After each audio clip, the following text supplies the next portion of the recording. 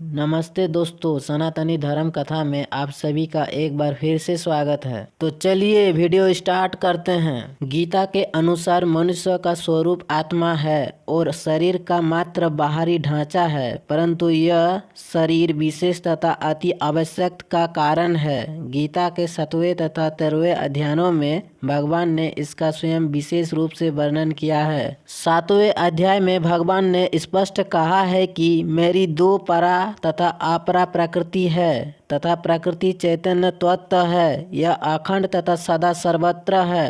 अपरा प्रकृति के 8 विभाग है: पृथ्वी, जल, वायु, आकाश, मन, बुद्धि, अहंकार। इन 5 भूतों पृथ्वी, जल, अग्नि, वायु तथा आकाश से अभिप्राय इनके तत्व रूप तमंत्राओं से हैं। इसी 8 विभागियों को भगवान ने 13वें अध्याय में 24 तत्वों के रूप में वर्णन किया है। संख्या शास्त्र में भी प्रकृति को 24 तत्व के स्वरूप माना है। भगवान कहते हैं कि यह उनकी अष्टधा प्रकृति जड़त्व है, अर्थात मन, बुद्धि, अहंकार भी पंचभूतों की तरह जड़ तत्व है। चैतन तत्व तो भगवान की परा प्रकृति है। यही भगवान की चैतन शक्ति परा प्रकृति इस जगत को धारण करती है, अर्थात इसके बगैर जगत न टिकता और न ही चल सकता है। स्पष्ट है कि भगवान की 2 प्रकृतियां परा तथा अष्टधा अपरा है।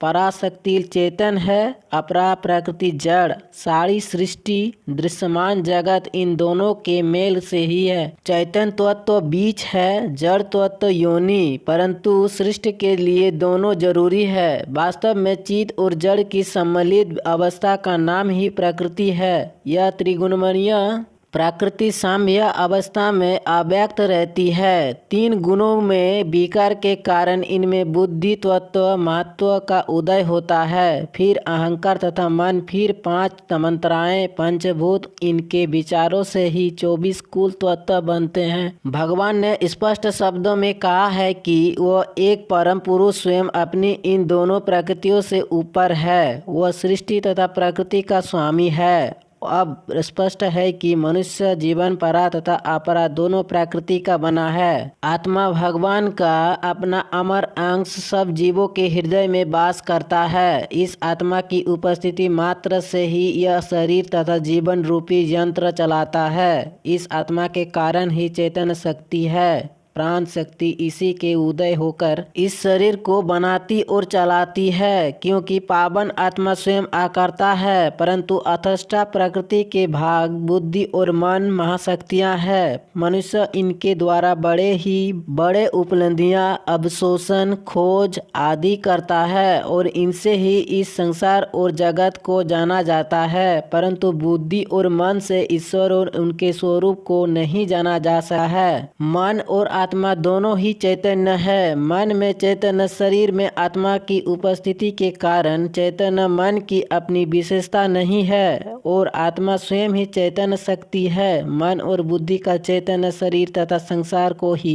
जान सकता है। आत्मा तो सर्वज्ञाता है तथा साक्षात ज्ञान और कालातीत है। इसमें कोई भूत तथा भविष्य का विभाजन नहीं, क्योंकि आत्मा सदैव वर्तमान है। दूसरा अंतर यह है कि आत्मा अजर अमर है। यह न जन्माता है न मरता है, परंतु मन अंतकरण का भाग होने के कारण सूक्ष्म शरीर है। स्थूल शरीर की मृत्यु के पश्चात आत्मा इस सूक्ष्म शरीर मन को अपने साथ ले जाता है और अपने कर्मानुसार सूक्ष्म शरीर नया जन्म लेता है। मन कर्म अधीन है, आत्मा आकर्ता है। मन पाप पुण्य का भागी है, आत्मा सदा निर्मल है। साधारण शब्दों में हम यह कह सकते हैं कि मन कच्चा और परिवर्तनशील तथा अधूरा चैतन्य है और इसका अस्तित्व आत्मा के ही कारण है। आत्मा पूर्ण चैतन्य, सनातन और नित्य है। मन सहित सूक्ष्म शरीर जो बुद्धि, अहंकार, 10 इंद्रियों तथा 5 प्राणों प्राण, व्यान, समान, उदान, अपान